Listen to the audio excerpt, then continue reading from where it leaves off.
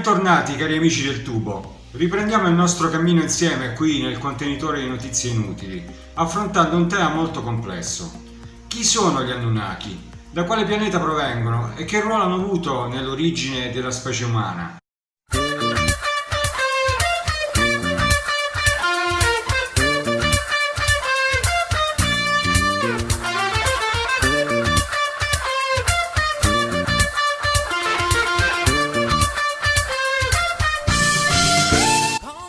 Premetto che questo video è stato realizzato a scopo divulgativo e se l'argomento vi conquisterà come ha fatto con un sottoscritto, potrete approfondire le vostre conoscenze acquistando i libri che vi ho segnalato qui sotto nella info box. Tutto ha inizio nel 1875 con la scoperta del poema Enuma Elish, Quando lassù, avvenuta grazie all'assirologo britannico George Smith, che può essere considerato l'origine della mitologia religiosa babilonese e che costituisce la base della Genesi biblica. Sempre nella info box troverete un link che rimanderà ad un file formato PDF che contiene la traduzione completa delle 7 tavole che compongono l'opera. Un poema epico diventato celebre in seguito alla controversa interpretazione che ne faceva lo scrittore Zecharia Sitchin, autore di molti libri sull'archeologia misteriosa e sostenitore della teoria degli antichi alieni. Sitchin sosteneva che le tavole dell'Enuma Elish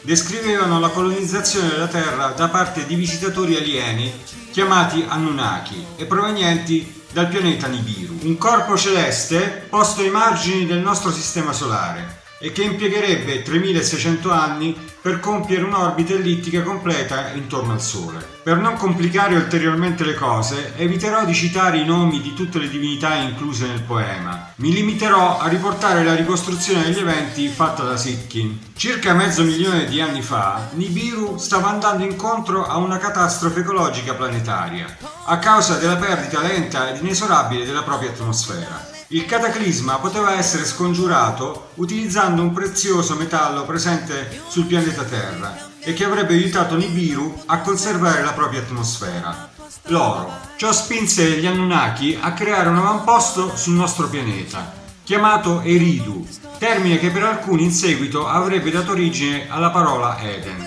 per estrarre l'oro dalle acque del Golfo Persico. Fin qui ci siamo, vero? Altro che Avengers Endgame.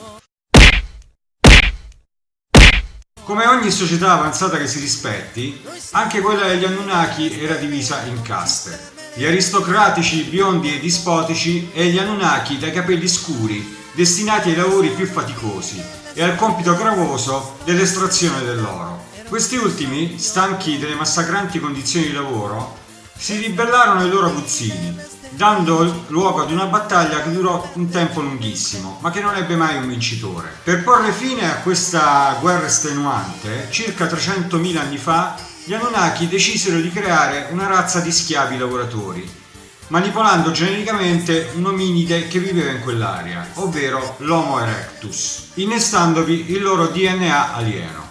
Venne così generato il primo Homo sapiens, al quale venne dato il nome di Adamo, un essere ermafrodita che successivamente venne scisso nei due sessi, maschile e femminile. L'uomo creato dagli Anunnaki non era in grado di procreare, almeno fino a quando Enki, una delle divinità che compongono il pantheon sumero-babilonese, non fece loro questo dono, permettendo agli dei di accoppiarsi agli esseri umani, generando altri ibridi. Enlil, la principale divinità sumera, paragonabile a Zeus o Giove, era fortemente contrario ai matrimoni o agli accoppiamenti promiscui ed approfittò di questo evento per tentare di distruggere la razza umana. E qui giungiamo ad uno dei maggiori punti di contatto fra la mitologia sumera e l'Antico Testamento, ovvero il diluvio universale, evento cataclismatico avvenuto all'incirca 13.000 anni fa e che gli Anunnaki avevano previsto con largo anticipo, poiché sarebbe stato causato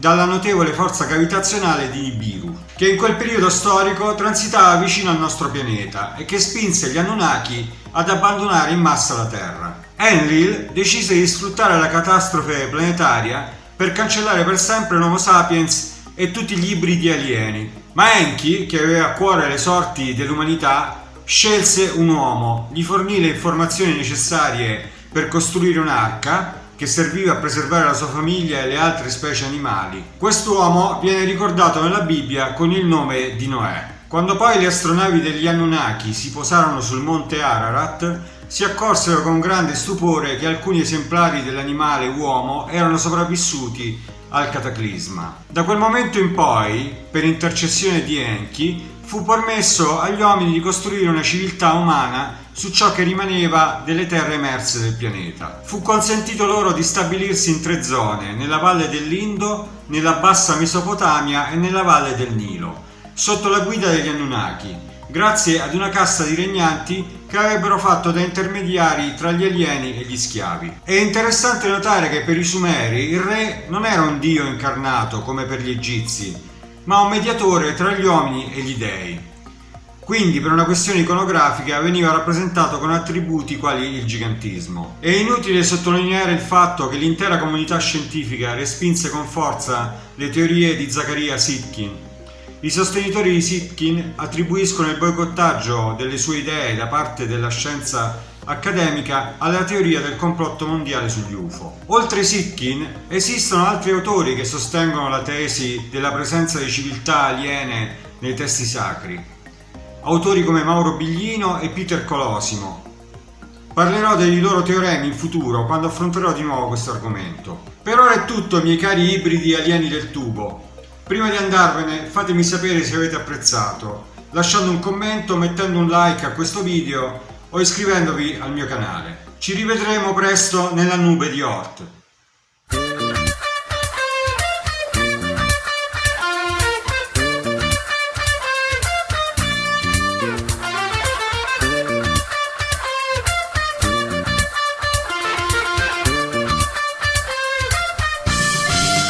Come 2 stelle noi, sol nella notte noi ci incontriamo. Come 2 stelle noi, silenziosamente insieme noi ci amiamo. Non c'è tempo di fermare questa corsa senza fine che ci sta portando via. E il vento spegnerà il fuoco che si accende quando sono in te. Quando tu sei me noi siamo figli delle stelle, figli della notte che gira intorno. Noi siamo i figli delle stelle, non ci fermeremo mai per niente al mondo.